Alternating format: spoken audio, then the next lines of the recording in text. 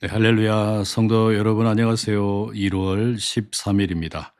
오늘도 하나님의 말씀을 사모하여 이 자리에 찾아오신 모든 분들 진심으로 환영하고 축복합니다. 영유, 유치, 아동부 어린이들, 우리 또 청소년, 청년들, 또 우리 장년들과 연세 많으신 우리 모든 어르신들까지 주의 말씀을 읽고 또 듣고 묵상하는 가운데 하나님의 기가 막힌 은혜가 넘치시길 간절히 소망합니다. 오늘 함께 읽을 말씀은 창세기 37장, 38장, 39장의 말씀입니다. 창세기 37장. 야곱은 아버지가 나그네로 살고 있던 땅, 곧 가나안 땅에 살았다. 야곱의 이야기는 이러하다. 요셉이 17세가 되었을 때 형들과 함께 양을 돌보고 있었다. 아버지의 다른 아내들인 빌하와 실바가 낳은 형들과 함께하면서 돕고 있었다. 그런데 요셉은 형들에 대한 나쁜 이야기를 아버지에게 일러 바쳤다. 이스라엘은 그 어느 아들보다도 요셉을 더 사랑했다. 늦둥이였기 때문이다. 그래서 긴 겉옷을 하나 멋지게 만들어 주었다. 형들은 아버지가 형제들 가운데서 그 누구보다 요셉을 더 사랑하는 것을 보고 요셉을 미워했다. 그래서 그에게 곱게 말할 수 없었다. 요셉이 꿈을 꾸고 형들에게 이야기해 주자 형들은 그를 한층 더 미워하게 되었다. 요셉이 형들에게 말했다. 이 꿈 얘기 좀 들어봐요. 내가 꾼 꿈이라고요. 저기 우리가 밭 한가운데서 곡식단을 묻고 있었는데 내 곡식단이 일어나 꼿꼿이 서 있는 것이 아니겠어요? 그러자 형들의 곡식단이 둘러서서 내 곡식단한테 엎드려 절하더라고요. 형들이 요셉에게 말했다. 네가 정말 우리에게 임금처럼 굴겠다는 거냐? 정말 우리를 다스리겠다는 거냐? 형들은 요셉을 한층 더 미워하게 되었다. 그가 꾼 꿈과 그가 한 말 때문이었다. 요셉은 다시 다른 꿈을 꾸고 형들에게 꿈 이야기를 해주었다. 저기 내가 다시 꿈을 꾸었는데요. 세상의 해와 달과 별 11개가 나한테 엎드려 절하고 있는 것이 아니겠어요? 요셉이 아버지와 형들에게 그 이야기를 했더니 아버지가 그를 꾸짖어 말했다. 무슨 그런 꿈을 꾸었다는 것이냐? 우리가 나와 너의 어머니와 형들이 정말 가서 땅에 엎드려 너한테 절할 거란 말이냐? 형들은 요셉을 시샘했다. 그러나 아버지는 그 말을 마음에 담아두었다. 요셉의 형들이 아버지의 양떼를 돌보려고 세겜으로 나갔다. 이스라엘이 요셉에게 말했다. 너의 형들이 세겜에서 양떼를 돌보고 있지 않니? 이리 와봐. 내가 너를 형들에게 보내려고 해. 요셉이 아버지에게 대답했다. 예, 그러하겠습니다. 아버지가 그에게 말했다. 가서 형들이 잘 있는지, 양떼가 잘 있는지 살펴보렴. 그러고는 돌아와서 나한테 이야기해 주렴. 아버지는 요셉을 헤브론 골짜기에서 떠나보냈고 요셉은 세겜으로 갔다. 어떤 사람이 요셉과 마주쳤다. 그런데 거기 요셉이 들에서 헤매고 있는 것이 아닌가. 그 사람이 요셉에게 물었다. 무엇을 찾고 있니? 요셉이 대답했다. 형들을 찾고 있어요. 제게 좀 알려주세요. 형들이 어디서 양떼를 돌보고 있는지요. 그 사람이 말했다. 형들은 여기서 떠났어. 내가 들으니 도단으로 가자 하고 말하던데. 요셉은 형들의 뒤를 쫓아갔고 도단에서 형들을 찾아냈다. 형들이 요셉을 멀리서 보았다. 그러고는 그가 가까이 오기 전에 의논했다. 꾀를 부려 그를 죽이기로 한 것이다. 그들은 서로 말했다. 저기 꿈쟁이가 이리로 오고 있군. 이제 저 녀석을 죽여 웅덩이에 던져버리자. 그러고는 못된 짐승이 잡아먹었다고 말하자. 저 녀석의 꿈이 어떻게 될지 보자고. 루벤이 듣고서는 요셉을 아우들의 손에서 빼내고 싶었다. 그래서 말했다. 목숨은 해치지 말자. 루벤이 아우들에게 말했다. 피는 쏟지 말자. 그 아이를 여기 광야의 웅덩이에 던져 넣기만 하고 그 아이에게 손대지는 말자. 루벤은 요셉을 아우들의 손에서 빼내어 나중에 아버지에게 도로 데려다 주려 했던 것이다. 요셉이 형들에게로 왔다. 형들은 요셉이 입고 있던 그 긴 옷, 겉옷, 멋지게 만든 긴 겉옷을 벗겼다. 그러고는 그를 붙잡아다가 웅덩이에 던져 넣었다. 그 웅덩이는 비어 있었고 그 안에 물이 없었다. 그리고 형들은 음식을 먹으러 둘러 앉았다. 눈을 들어보니 저기 장사하러 무리지어 다니는 이스마엘 사람들이 길르앗에서 오고 있는 것이 아닌가. 그들은 낙타의 향고무, 유향, 모략을 싣고 이집트로 내려가는 중이었다. 유다가 형제들에게 말했다. 무슨 이득이 있다고 우리가 아우를 죽이고 그의 피를 덮어버리려 하는가? 저 아이를 이스마엘 사람들에게 팔아 넘기자. 그러면 우리가 저 아이에게 손대지 않아도 돼. 저 아이도 우리 아우 우리 살붙이야. 형제들이 그 말대로 하기로 했다. 마침 미디안 상인들이 지나가고 있었다. 형들은 요셉을 웅덩이에서 끌어올려서 은 20개에 요셉을 그 이스마엘 사람들에게 팔아 넘겼다. 그들은 요셉을 이집트로 데려갔다. 루벤이 돌아와 그 웅덩이로 갔다. 그런데 구덩이에 요셉이 없는 것이 아닌가? 루벤은 자신의 옷을 잡아 찢었다. 그러고는 아우들에게로 돌아와 말했다. 그 아이가 없구나. 나는 어디로 가야 하지? 형제들은 요셉의 긴 겉옷을 가져와서 순념소를 잡고는 그 핏 속에 그 겉옷을 담갔다. 그러고서 멋지게 만든 그 긴 겉옷을 아버지에게 가져다 주며 말했다. 이것을 저희가 찾았는데 아버지 아들의 겉옷이 아닌지 한번 확인해 주세요. 아버지는 그 겉옷을 확인해 보고서 말했다. 내 아들의 겉옷이야. 못된 짐승이 그를 잡아먹었구나. 요셉을 갈기갈기 찢어버렸구나. 자신의 옷을 잡아 찢고 거친 천을 허리에 둘렀다. 여러 날 동안 아들 때문에 슬퍼했다. 다른 아들과 딸이 다 나서서 아버지를 위로했지만 야곱은 위로받기를 마다하고 말했다. 내가 내 아들을 만나러 스월 죽은 사람들의 나라로 슬피 울면서 내려가고 싶구나. 아버지는 아들의 죽음을 슬퍼하여 울었다. 미디안 사람들은 이집트에서 요셉을 보디발에게 팔아넘겼다. 그는 파라오의 왕궁 관리로 호위대장이었다. 아멘. 창세기 38장입니다. 그 무렵에 일어난 일이다. 유다가 형제들을 떠나 내려가다가 아둘람 사람이 사는 데까지 가서 자리를 잡았다. 그의 이름은 히라였다. 유다는 거기서 가나안 사람의 딸을 보았다. 그 가나안 사람의 이름은 수아였다. 유다는 그 딸을 아내로 맞아들여 그에게 들어갔다. 아내가 아이를 가져 아들을 낳았다. 유다가 아이의 이름을 에르라고 지어 불렀다. 아내가 또 아이를 가져 아들을 낳았다. 아내가 아이의 이름을 오난이라고 지어 불렀다. 아내가 다시 아이를 가져 아들을 낳았다. 아내가 아이의 이름을 셀라라고 지어 불렀다. 아내가 셀라를 낳을 때 유다는 그 집에 있었다. 유다는 맏아들 에르를 위한 신부감을 맞아들였다. 그의 이름은 다말이었다. 유다의 맏아들 에르는 여호와께서 보시기에 악했다. 그래서 여호와께서 그를 죽이셨다. 유다가 오난에게 말했다. 너의 형수에게 들어가렴. 형수와 결혼하여 너의 형에게 자식이 생기게 하렴. 오난은 그 자식이 자기 자식이 되지 않는다는 것을 알았다. 그래서 형수에게 들어갈 때면 정액을 땅바닥에 쏟아 못 쓰게 하곤 했다. 형에게 자식이 생기지 않게 하려 한 것이다. 오난이 한 짓이 여호와 보시기에 악했다. 그래서 오난도 죽이셨다. 유다가 자기 며느리 다말에게 말했다. 남편 여인 여자로 친정집에 가서 지내렴. 내 아들 셀라가 다 클 때까지는. 유다는 셀라도 형들처럼 죽지 않을까 생각했기 때문이다. 그래서 다말은 친정집에 가서 지냈다.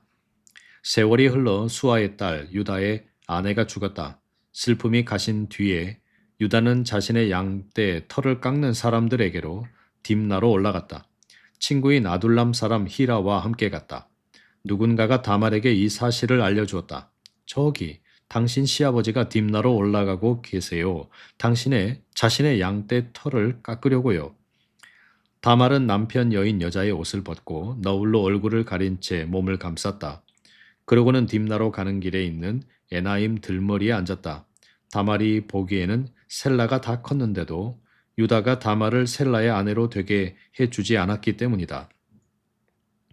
유다가 다말을 보았을 때 성매매 여성이라고 생각했다. 다말이 얼굴을 가리고 있었기 때문이다. 유다는 그 길가에 있는 다말에게로 몸을 돌렸다. 그러고는 말을 건넸다. 이복에 자네에게 들어가고 싶군. 그가 자신의 며느리인 것을 알아차리지 못했기 때문이다. 다말이 물었다. 제게 무엇을 주고 저에게 들어오실 건가요? 유다가 대답했다. 내가 새끼 염소 한 마리를 내 짐승떼 가운데서 보내주겠네. 다말이 말했다.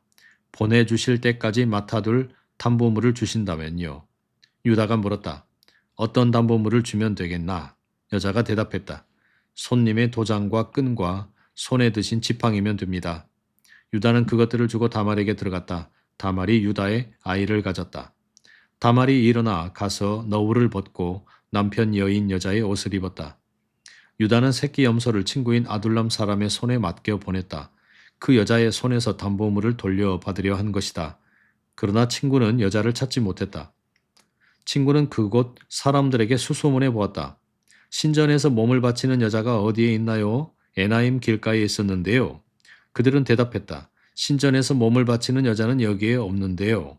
친구는 유다에게 돌아와 말했다. 그 여자를 못 찾았네. 그곳 사람들도 이렇게 말하더군. 신전에서 몸을 바치는 여자는 여기에 없는데요. 유다가 말했다. 그 여자가 담보물을 다 가지라지. 우리를 깔보지 않도록 말일세. 이보게. 나는 이 새끼 염소를 보냈어. 자네가 그 여자를 찾지 못한 거야. 3개월쯤 지나서 누군가가 유다에게 알려주었다. 어르신의 며느리 다말이 놀아났어요. 게다가 보세요. 막 놀아나다가 아이를 가졌다고요. 유다가 말했다. 다말을 끌고 나와 불태워버려. 다말은 끌려 나오면서 시아버지에게 사람을 보내 말을 전했다. 이 물건들 주인의 아이를 제가 가졌습니다. 이 도장과 끈과 지팡이의 주인이 누구인지 밝혀주십시오. 유다는 물건들을 확인해보고 말했다. 며느리가 나보다 오라. 내가 그를 내 아들 셀라의 아내가 되게 해주지 않았기 때문이야. 유다가 며느리와 더는 잠자리하지 않았다. 다말이 아이 낳을 때가 되었다. 그런데 뱃속에 쌍둥이가 있는 것이 아닌가. 다말이 아이를 낳는데 한 아이가 손을 내밀었다. 출산을 돕는 여자가 그 손을 잡아 짙은 붉은색 실을 메어주며 말했다. 이 아이가 먼저 나왔네. 그런데 그 손이 도로 들어가더니 이런 그의 아우가 나오는 것이 아닌가. 출산을 돕는 여자가 말했다. 뭐냐? 스스로 찢어 틈새를 내다니. 그래서 아이의 이름을 베레스라고 지어 불렀다. 뒤이어 그의 형이 나왔다. 손에 짙은 붉은색 실을 맨 채로였다. 아이의 이름을 세라흐라고 지어 불렀다. 아멘. 창세기 39장입니다. 요셉은 끌려 이집트로 내려갔다. 파라오의 왕궁 관리 호위대장으로 이집트 사람인 보디발이 요셉을 샀다. 그리로 데리고 내려온 이스마엘 사람들의 손에서 샀다. 여호와께서 요셉과 함께 계셔서 그는 늘 잘되는 사람이 되었다. 요셉은 주인인 이집트 사람의 집에 머물렀다. 주인이 보니 여호와께서 요셉과 함께 계셨다. 그래서 그가 하는 일은 무엇이든 그의 손에서 잘되게 해주셨다. 요셉은 주인의 눈에 들었고 주인을 잘 섬겼다. 주인은 그에게 자신의 집을 돌보게 했고 자신에게 있는 것을 다 그의 손에 맡겼다. 요셉에게 자신의 집과 자신에게 있는 것을 다 돌보게 한 뒤로 여호와께서 그 이집트 사람의 집에 복을 내리셨다. 요셉 때문이었다. 여호와께서 내리신 복이 그에게 있는 모든 것에 미쳤다. 집 안에서든 들에서든 그랬다. 주인은 자신에게 있는 것을 다 요셉의 손에 맡겼다. 자신이 먹는 음식 말고는 그 무엇도 요셉이 어떻게 하든지 알려고 하지 않았다. 요셉은 생김새가 아름답고 모습도 빼어났다. 이런 일들이 있은 뒤였다. 주인의 아내가 요셉에게 눈길을 주면서 말했다. 내 곁에 누워봐요. 요셉은 뿌리치면서 주인의 아내에게 대답했다. 보십시오. 집안 일이라면 제가 무엇을 어떻게 하든 주인님이 알려고 하지 않으십니다. 주인님께 있는 것을 다 제 손에 맡기셨습니다. 이 집에서 저보다 더 큰 영향력을 지닌 사람은 없습니다. 주인님이 저한테 손대지 못하게 하신 것은 아무것도 없습니다. 당신만 빼놓고요. 바로 당신은 주인님의 아내이시니까요. 그런데 어떻게 제가 이처럼 아주 나쁜 짓을 저질러 하나님께 죄를 지을 수 있겠습니까? 그 여자가 날마다 요셉에게 말을 건넸지만 요셉은 듣지 않았다. 그 곁에 눕기는커녕 함께 있지도 않았다. 하루는 요셉이 일을 처리하러 그 집으로 들어갔다. 그런데 거기 그 집 안에 하인들이 하나도 없었다. 보디발의 아내가 요셉의 옷을 붙잡고는 말했다. 나와 함께 누워요. 요셉은 옷을 그의 손에 남겨둔 채 달아나 밖으로 나갔다. 보디발의 아내가 보니 요셉이 옷을 자신의 손에 남겨둔 채 밖으로 달아나는 것이 아닌가. 그 순간 그 여자가 집 하인들을 불러 말했다. 보아라. 주인이 히브리 사내를 우리에게 데려다 놓고서는 우리를 비웃음거리로 만들었구나. 그 녀석이 나에게 와서 나와 함께 누우려고 하길래 내가 큰 소리로 비명을 질렀어. 내가 소리를 높여 비명을 지르자 그가 듣고는 자기 옷을 내 곁에 버려두고 달아나 밖으로 나가버렸어. 보디발의 아내는 그 옷을 자신의 곁에 두었다. 마침내 남편이 집에 돌아왔다. 그러자 이 모든 일을 남편에게 말했다. 그 히브리 노예가 내가 있는 대로 들어왔어요. 당신이 우리에게 데려와 또 놓은 그가 나를 비웃음거리로 만들려고 말이에요. 내가 소리를 높여 비명을 지르자 자기 옷을 내 곁에 버려두고 밖으로 달아났어요. 보디발은 아내의 말, 곧 이게 다 당신의 노예가 나에게 한 짓이라고요 하는 말을 들었다. 그 순간 보디발은 노여움으로 불타올랐다. 요셉의 주인은 요셉을 붙잡아 감옥에 집어넣었다. 임금의 죄수들이 갇혀 있는 곳이었다. 요셉은 거기 감옥에서 지냈다. 그러나 여호와께서 요셉과 함께 하시고 그에게 한결같은 사랑을 베푸셔서 요셉을 감옥지기의 눈에 들게 하셨다. 감옥지기는 감옥에 있는 모든 죄수를 요셉의 손에 맡겼다. 그래서 거기서 해오던 모든 일을 요셉이 담당했다. 감옥지기는 요셉의 손에 맡긴 일을 아예 살펴보지도 않았다. 여호와께서 요셉과 함께 하셨기 때문이다. 요셉이 하는 일마다 여호와께서 잘 되게 해주셨다. 아멘. 성도 여러분, 오늘도 하나님의 말씀 함께 읽어주심에 감사합니다. 특별히 창세기 37장에서 39장까지 우리가 함께 읽었는데요. 한 3가지 정도 묵상할 내용을 같이 공유하고 싶습니다. 먼저는 창세기 37장 5절에서 8절에 나오는 요셉의 꿈 이야기입니다.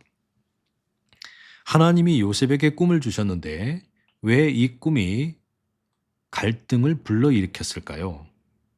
요셉의 꿈은 하나님의 약속이었지만 그 꿈은 형제들의 미움을 불러왔습니다. 하나님이 내게 주신 소명이나 비전이 관계의 갈등이나 오해를 낳은 적은 없습니까? 나는 그 꿈을 겸손하게 품기보다 성급하게 말하거나 증명하려 했던 적은 없습니까? 두 번째, 창세기 39장 2절과 3절의 구절입니다. 노예로 팔려간 요셉의 삶 한가운데서 성경이 반복해서 말씀합니다. 여호와 하나님께서 요셉과 함께 하셨다라고 말입니다. 혹시 여러분 인생에 원치 않았던 자리, 밀려난 자리, 설명할 수 없는 상황 속에서도 나는 여전히 하나님이 나와 함께 계심을 믿고 있습니까? 마지막 3번째, 창세기 39장의 7절에서 10절. 요셉은 실패의 자리뿐만 아니라 성공의 자리에서도 시험을 받았습니다. 보디발에게 인정을 받고 가정의 모든 행정 사무를 책임지는 인물이 되었습니다. 성공을 하게 된 것이죠. 그런데 바로 그때 보디발의 아내의 시험이 있었습니다. 지금 내 삶에서 가장 큰 유혹은 고난 속에 있습니까? 아니면 안정과 인정 속에 있습니까? 이 질문을 함께 묵상하며 오늘의 말씀 가만히 돌아보실 수 있기를 간절히 축복합니다. 성도 여러분, 오늘 이렇게 우리가 말씀을 함께 읽고 또 듣고 마음에 새겼습니다. 남은 하루도 멋지고 좋은 날 되시고 내일 더 건강한 모습으로 만나 뵙겠습니다. 사랑하고 축복합니다.